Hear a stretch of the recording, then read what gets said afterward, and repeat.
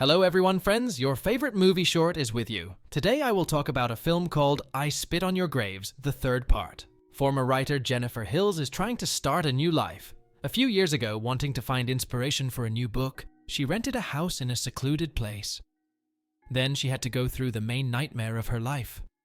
A brutal attack by a local gang, who mocked their victim for several days, and then tried to kill him. Jennifer managed to survive and even take revenge on the scum, giving them the cruelest punishment, but nightmares from the past continue to haunt her to this day. The psychologist advises the girl to start attending group therapy in order to be able to start a new life. But the first thing Jennifer did was take on a new name. Now her name is Angela, and she works for a mobile phone company, answering customer calls. The girl is faced daily with the fear that she may be offended again. So her relationship with the opposite sex does not work out in any way. After all, she always imagines that men want only one thing from her, to get her into bed. Sometime later, Angela nevertheless goes to a group therapy session, hoping to find solace among the same victims as her. There, the girl meets the bright and lively Marla, who shares her experiences with a new friend. She was abused by her ex-boyfriend, and now she is trying to overcome the psychological barrier. Returning home after the meeting, Angela runs into a group of men who are trying to get to know the girl, making nasty jokes about her. Marla comes to her rescue. She punches guys with her sharp tongue, discouraging any desire to get acquainted. After that, the girls go to the bar. In the next lesson, everyone present listens to the story of a teenage girl who was forced into intimacy by her stepfather. Later, while discussing the story in a bar, Angela learns from Marla that this scumbag is walking free because Casey's mother refuses to file a statement. The girl is forced to live under the same roof with her stepfather and secretly run off to group classes to find at least some solace. From that day on, Angela and Marla spend more and more time together. They are united by their hatred of men and corrupt justice. At some point, a plan matures in their head. They want revenge on Ron, the very man who bullies his stepdaughter. Having ambushed the scumbag in the parking lot, the girlfriends, wearing masks, beat him, threatening to kill him if he does not stop forcing the girl to have sex. Already in the next lesson, Casey says that her stepfather asked her for forgiveness and does not touch her anymore. Angela and Marla just exchange satisfied glances, realizing that they did everything right. A couple of days later, a representative of the government comes to the class with the curator. He reports that Marla was found dead in her apartment and he wants to interview everyone present. The news of her friend's death knocks the ground out from under Angela's feet, but having managed to pull herself together, the girl approaches Detective McDillon to find out details about the murder. The main suspect is Marla's ex-boyfriend. A few days later, Angela learns from the news that the scumbag was released from custody due to lack of evidence.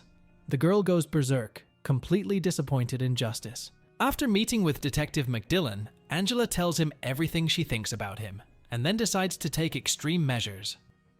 Armed with the tools at hand, she goes to the bar where Marla's ex-boyfriend usually hangs out. She deliberately attracts his attention, and then goes out into a dark alley. The guy does not keep himself waiting. He catches up with the girl and tries to force her to oral pleasures. That's exactly what Angela wanted.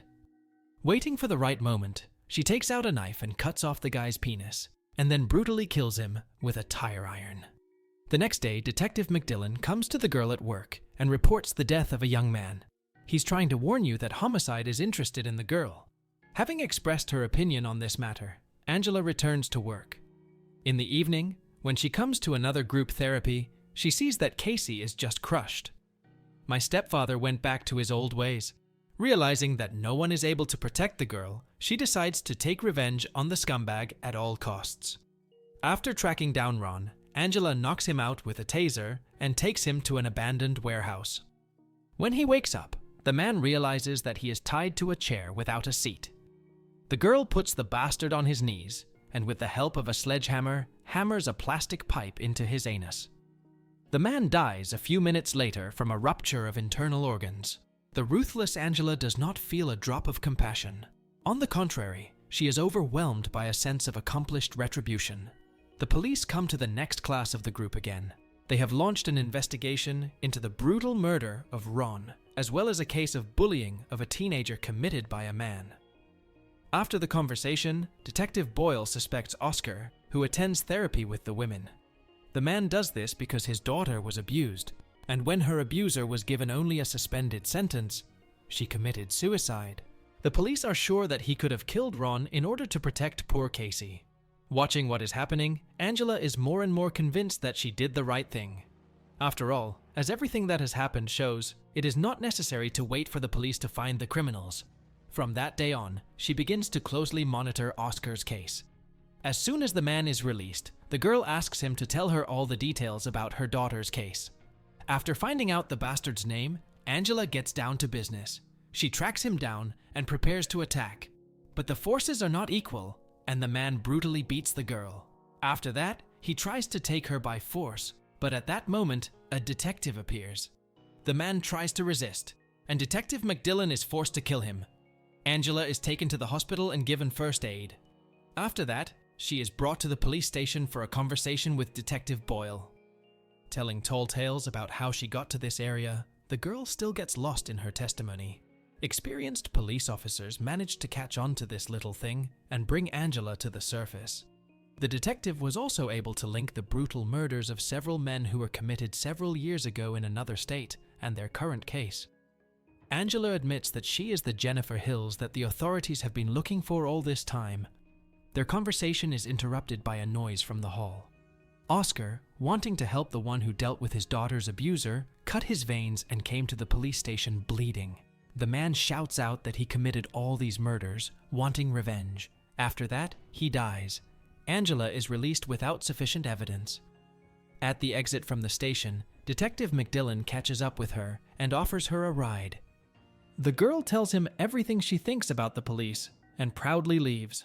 Once again, meeting with a psychologist, Angela expresses her opinion that no one in this world is able to protect her, except herself. In the evening, wearing the most revealing outfit and taking a bag of weapons with her, she goes hunting. The girl ruthlessly deals with those who had the temerity to at least look askance in her direction. Detective McDillon, who has been following her all this time, tries to stop Angela when she strangles a man who rolled up to her on the street. At this moment, everything around fades. The girl opens her eyes in the psychologist's office. It turns out that the detective arrested her that evening. In addition, the girl was charged for the murders of 2 years ago. The term of imprisonment is coming to an end, and the psychologist hopes that the girl was able to improve, not even suspecting what cruelty settled in Jennifer's heart. This is where the film ends. Thanks for watching, and see you at the next retelling.